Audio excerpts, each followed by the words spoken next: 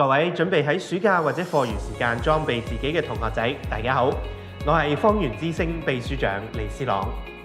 你係咪想揾一份唔單止只係打份工，而係真正可以幫你成長、擴闊眼界嘅實習機會呢？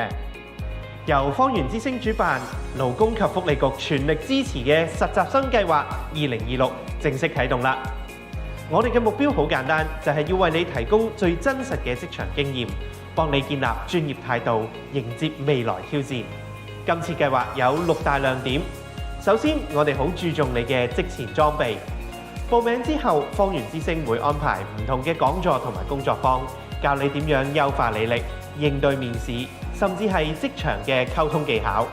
我哋會持續留意同學喺中央面試會嘅表現，透過專業嘅指導，可以幫你提高面試成功率，等你可以喺眾多申請者入面脫穎而出。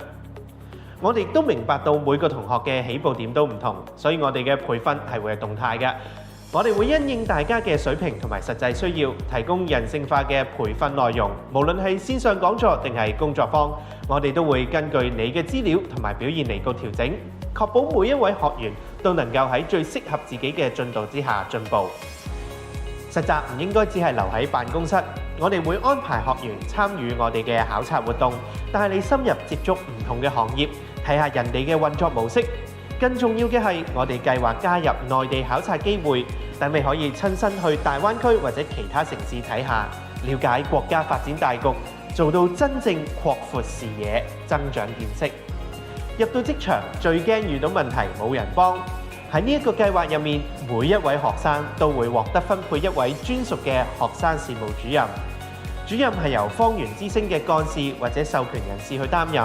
佢哋係獨立於實習機構嘅第三方，專門負責喺實習期內為你提供解難協助同埋情緒支援。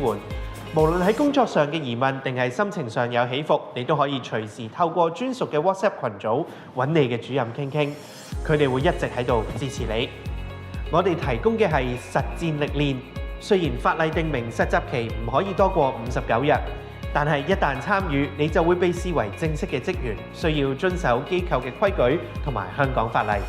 你會喺真實嘅崗位上面處理工作，學習點樣維持良好嘅專業操守。呢段經歷唔單止會令到你嘅履歷表更加豐富，更加會大大提升你未來喺職場嘅競爭力。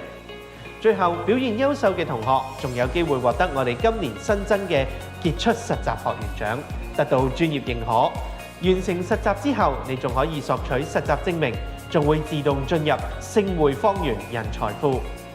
如果實習機構喺計劃完結之後，仲想繼續招聘人才，你就有機會獲得優先考慮，為你嘅事業發展打下穩固嘅人脈基礎。各位同學，機會係留俾有準備嘅人。參加呢一個計劃一般係唔涉及任何收費。報名流程好簡單：一、首先喺網上登記，選擇你嘅實習意向；